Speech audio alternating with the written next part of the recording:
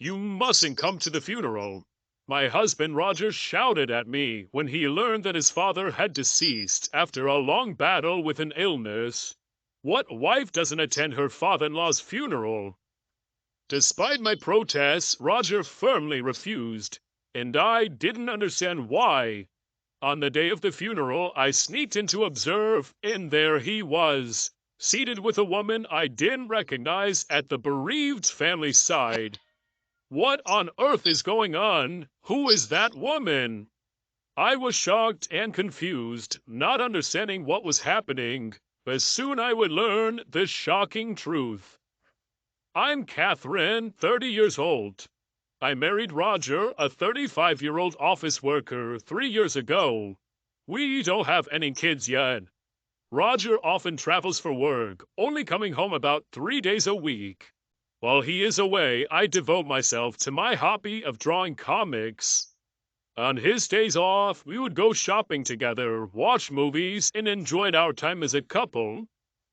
Roger's mother passed away when he was a child, and his father raised him and his sister Sarah single-handedly. In the early days of our marriage, we would often visit Roger's family, a 2-hour drive away. But when his father fell seriously ill a year ago, our visits gradually decreased. Roger told me Dad doesn't want you to see him in his emaciated state, so I refrained from visiting. One day, a call came in on Roger's mobile after he returned from work. "Oh, Dad has passed away?" Upon hearing that, I stopped preparing dinner. Roger sighed deeply after hanging up. "Was that real?" Did you hear that? Oh, his condition seems to have worsened suddenly. The one who contacted him was his Uncle Terry. The events leading up to Roger's father passing happened in a flash, and Uncle Terry didn't even have time to call Roger. The funeral would be held the day after tomorrow. Roger seemed quite flustered due to the sudden news. As I was watching him with concern, I softly spoke, but his response was unexpected. "I'll come with you to the funeral." "No, you absolutely can't come." Why? It's obvious that I should go, right?" "Shut up. Just listen to what I say and keep your mouth shut." Roger stormed off to his room, hastily packing his suit and change of clothes. "But why? Can you tell me why?" "Shut up. I'm going to stay at my parents' house until the funeral is over. Just remember, you must not come to the funeral." "Wait, hold on a minute." Ignoring my panic, my husband Roger left the house. It's only natural for a wife to attend her father-in-law's funeral. Then why isn't it okay for me to go? I was left feeling frustrated and confused. Unable to let it go, I decided to ask about the location of my father-in-law's funeral. I called my sister-in-law Sarah, who I don't usually keep in touch with, but she seems oddly distant. "How come you know about our father's death, Catherine?" "I heard it from Roger." It's surprising that he has contacted you already." Sarah seems really puzzled, and for some reason, our conversation wasn't aligning well. But I had no time to worry about that. Roger told me not to come, but I really want to attend the funeral. I appreciate your sentiment, Catherine, but it might be best for you not to come. Why? My father-in-law passed away, right? I want to say my final goodbye, please. After my persistent pleading, there was a moment of silence before she responded. "All right, but keep this a secret from Roger, okay?" Sarah gave me the location and time of the funeral, but she said, "Please arrive later than the start time and take a seat where you won't be noticed." I couldn't quite understand why I was being treated this way, but I was able to take bereavement leave from work and decided to go to the funeral.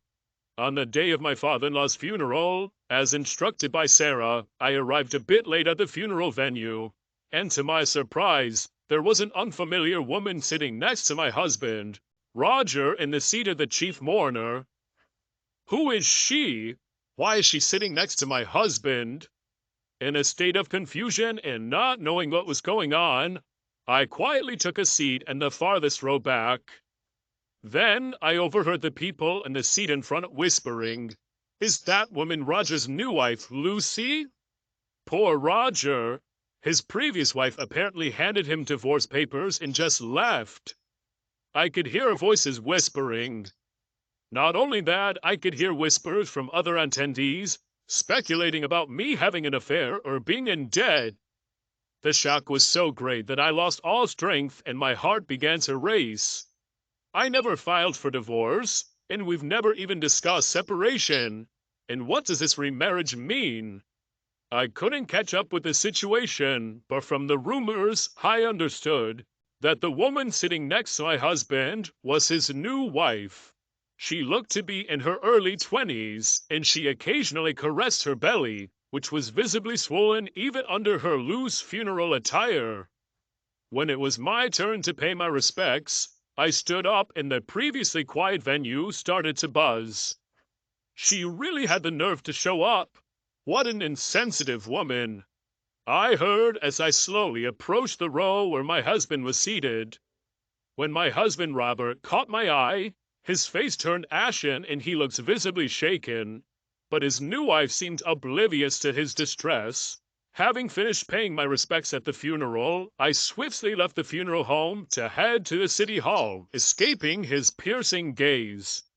There, I took out my copy of the family register, where it was written deregistration, indicating that our divorce had taken place 5 months ago.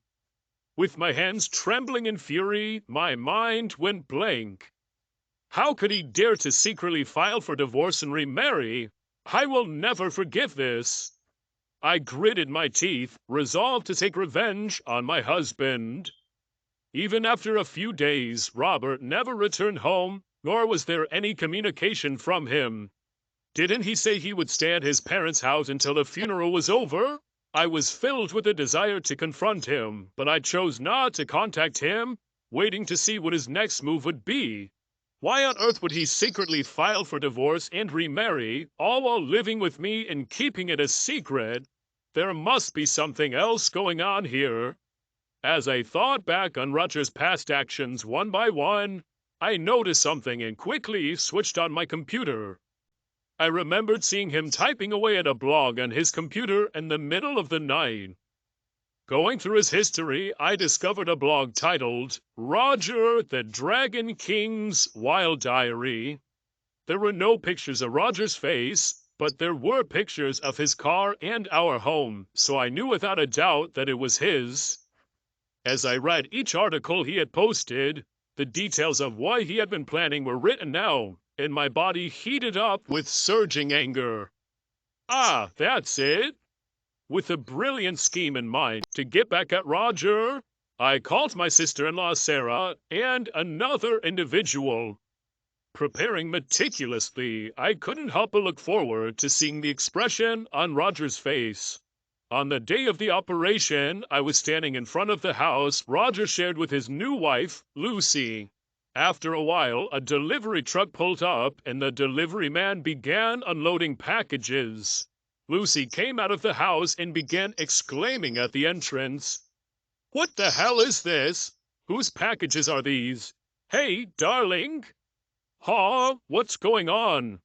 Caught by Lucy, Robert emerged, his eyes bulging as he looked at the multitude of cardboard boxes that had been delivered. "Who's it from?" As he leaned in to see the sender's name, he abruptly began acting suspiciously, spreading his arms to hide the packages. Well, of course he would. After all, with the sender labeled as ex-wife Hart, there was no way he could keep his cool. Seeing this, Lucy raised her voice. "Ex-wife? What do you mean by that? I've heard nothing about this." Robert didn't respond to her, but quickly paid the delivery fee of $200. And when he did, he locked eyes with me, hiding in the shadows of a nearby lamppost. "Hey, you! What are you doing here?" "I got your address from your sister Sarah."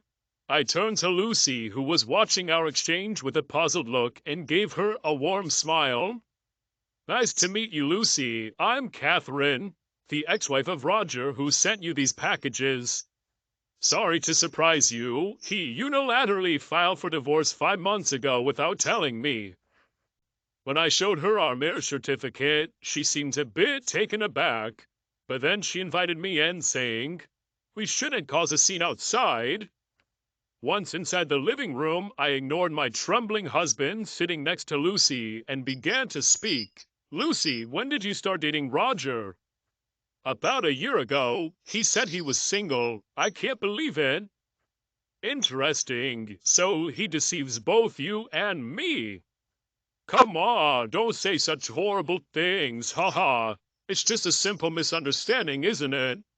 I was speechless at my husband's nonchalant laughter and his utter lack of remorse. "It's unacceptable that you filed for divorce without my consent. I'm suing you for $30,000 in alimony.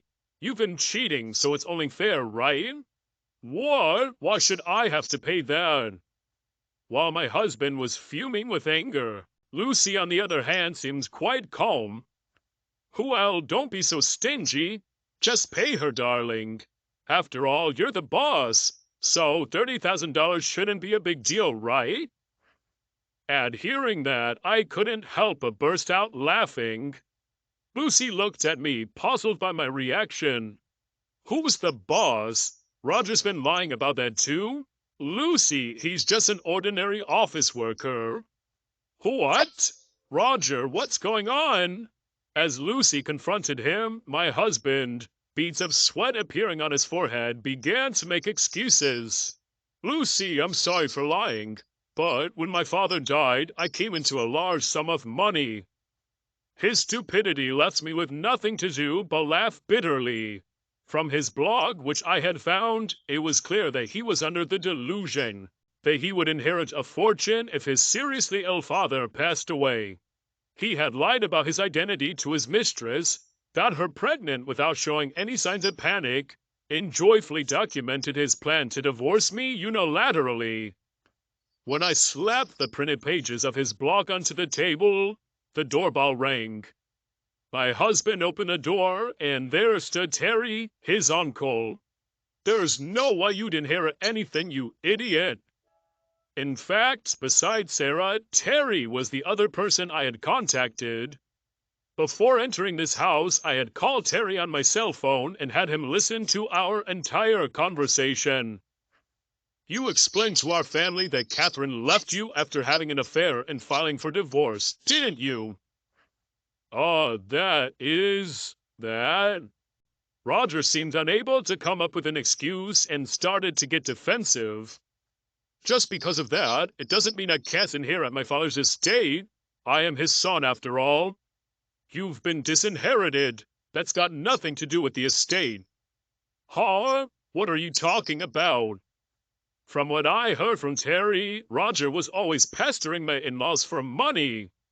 When my father-in-law rejected him, Roger would insult him, and sometimes even resort to physical abuse. Recognizing his life was nearing its end, my father-in-law had taken the initiative to disinherit Roger." "Hold on a minute. So you're saying I'm not getting a single cent? I've got debts because I was counting on my father's inheritance. What am I supposed to do?" "That's what you deserve," was all I could say. "Your father wanted you to become a responsible person. That's why you thought it would be better not to give you any money. Don't you understand his feelings? So give me the inheritance and I'll become more responsible." The more Roger spoke, the more I was filled with disgust, and it seems Lucy, his mistress, felt the same. "You told me you were a CEO. That's why I went with you. I got no use for a poor man."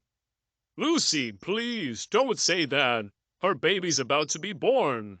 With that, she let out a big sigh and shot a glare at him. "I'll give birth and raise this child by myself. All I need from you is alimony and child support. Lucy, please forgive me." Roger began to sob, but I wasn't about to let him off the hook. "You'll also have to pay me alimony." "That's impossible. I don't have that kind of money." "Oh, I got it. Catherine, let's give it another go." "What? You had the audacity to file for divorce, and now you're asking to remarry? Please, I'm begging you. You can work too. We can repay the debt together. Are you kidding me? Furious at Roger's selfishness, I yelled back, shaking him off my leg and leaving the house with Terry. Soon after, my ex-husband was served with divorce papers from Lucy, who was demanding $20,000 in alimony and $500 a month in child support, according to my sister-in-law Sarah. In addition to the $30,000 in alimony that I had demanded, my ex-husband was swamped with a debt from the mortgage on the house he lived in with Lucy and was reportedly working like a horse from dawn till dusk. Meanwhile, I was enjoying a carefree single life. Sarah, who used to be my sister-in-law, and I have become great friends, and when she comes over to stay, we have a great time chatting. To top it off, a comic strip I drew based on my ex-husband's blog posts has received a phenomenal response on social media, and I'm going to publish it. Excitedly contemplating the title for the comic, I'm enjoying my new daily life.